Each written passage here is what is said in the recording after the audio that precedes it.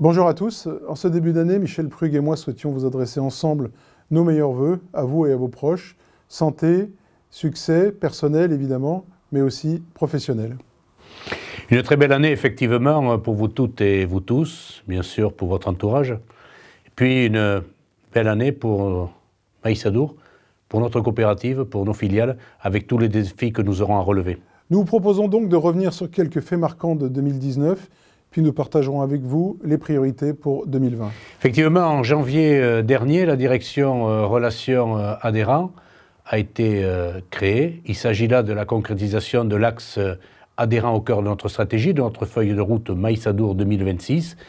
Et donc, il est toujours nécessaire de s'organiser pour que l'adhérent soit bien au centre de notre stratégie.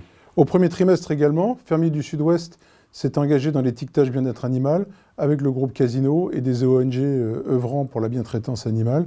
Et nous avons obtenu la note maximale de A. En mars, nous avons ouvert une nouvelle boutique en direct de nos producteurs à Paris, rue de la Convention. Et je vous invite, si vous passez, à la visiter, bien évidemment. En avril, la coopérative a lancé la ligne téléphonique Proxima pour apporter un service encore plus performant aux adhérents. Et en mai, deux managers ont rejoint le COMEX. Éric Humblot à la tête de MVVH, notre pôle de gastronomie, et Jacques Groison à la direction générale de Mass Seeds pour notre activité semences. En juin également, les jardineries Gamme Vert ont été cédées à son master franchiseur, InVivo Retail, avec le maintien intégral de tous les emplois.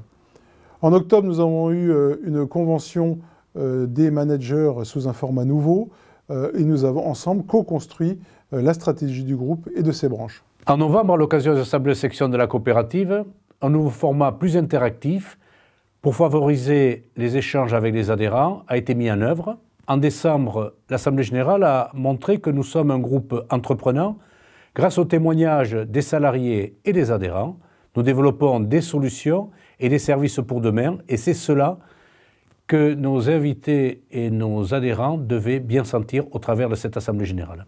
Alors au niveau des résultats, après un très bon exercice 17-18, les résultats du dernier exercice 18-19, vous le savez, n'ont pas été à la hauteur de nos attentes et de nos objectifs.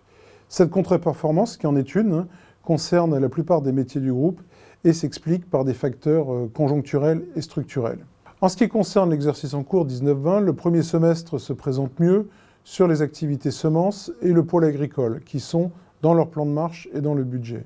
Sur l'aval, les activités poissons frais et saumon sont également dans leur plan de marche. En revanche, la période juillet-décembre 2019 a été difficile pour les pôles volailles et canards gras et la situation est assez et même très préoccupante pour le canard gras. À cela deux raisons, le retour de la surproduction après l'influenza et les effets inattendus et contre-productifs de la loi Egalim. Le comité exécutif, sous la responsabilité de Philippe Carré, notre directeur général, et le conseil d'administration ont défini et validé les priorités à donner à chaque branche en 2020. Les élus et moi-même sommes déterminés et soutenons totalement le comité exécutif. En semences, avec notre filiale Mass Seeds, il nous faut retrouver une croissance rentable en Europe de l'Est, notamment en Ukraine et en Russie, par une exécution commerciale impeccable. La deuxième priorité pour Mass Seeds est d'assurer une qualité de production optimale pour minimiser tout ce qu'on appelle les coûts de non-qualité. Pour les productions végétales, nos équipes doivent déployer impeccablement l'organisation Vision 2020, dont l'objectif est de proposer aux agriculteurs une nouvelle proximité avec plus d'efficacité et en meilleur coût.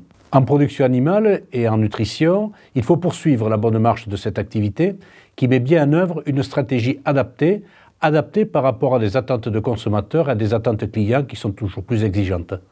Alors sur l'aval, qui concentre les plus grands défis, pour Fermiers du Sud-Ouest, nous devons désensibiliser l'entreprise à la grande distribution française et retrouver une croissance rentable. Alors ça passe par accélérer notre développement sur les circuits bouchers, charcutiers, traiteurs, à l'international également, en restauration hors foyer et en GMS régional.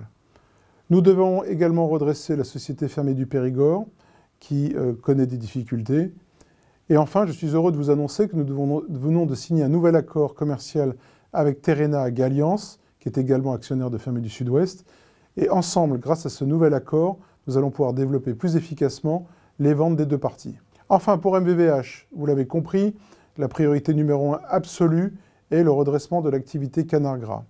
Ça passe par 2 grands chapitres. Abaisser énergiquement les coûts industriels et de fonctionnement.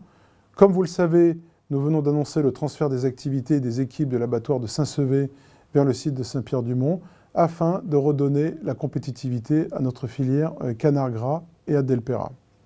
Enfin, le deuxième volet, c'est la reconquête commerciale où il nous appartient de reconquérir des parts de marché dans les circuits que j'ai indiqués par des ventes plus rentables. Notre secteur agricole et agroalimentaire est au cœur des transformations du modèle social, sociétal et environnemental. Les consommateurs changent leur comportement et prennent de plus en plus la parole à travers d'idées comme le flexitarisme, la déconsommation, le véganisme, la cause animaliste. Tout cela vient nous percuter au quotidien et ces tendances lourdes doivent être intégrées dans notre façon de voir l'avenir, d'organiser la production, la transformation et la commercialisation de nos produits. Donc nous devons accélérer ensemble notre vitesse réaction. C'était d'ailleurs la thématique de notre Assemblée générale. Accélérons l'adaptation de notre coopérative, s'adapter aux nouvelles attentes des consommateurs. Et vous le savez, c'est un des 4 axes de notre feuille de route Maïsadour 2026. Il nous faut également amplifier nos efforts de compétitivité pour faire face rapidement à ces mutations très profondes de nos différents marchés. En 2020, contribuons tous et toutes à relever les différents défis qui sont devant nous.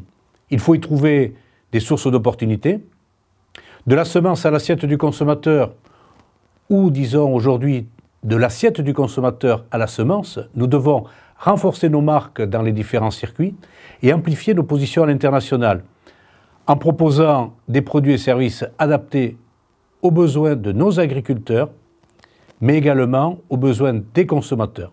Comme vous le voyez, nous évoluons dans un monde de plus en plus volatile et incertain. Il est donc extrêmement important que nous ayons en tête que les équipes du groupe sont toutes interdépendantes, de la graine à l'assiette. Et chacun d'entre nous, à son poste, a un rôle déterminant à jouer dans l'adaptation et le redressement de notre groupe. Je vous renouvelle tous mes vœux de santé et de succès pour vous et vos proches. Nos adhérents et le conseil d'administration comptent sur vous. Comme Philippe, je vous renouvelle également tous mes vœux de santé, car cela est très important pour aller au bout de tous les défis que nous avons en cette année 2020 avec de la volonté, du courage et de l'efficacité. Très belle année 2020. Très belle année 2020.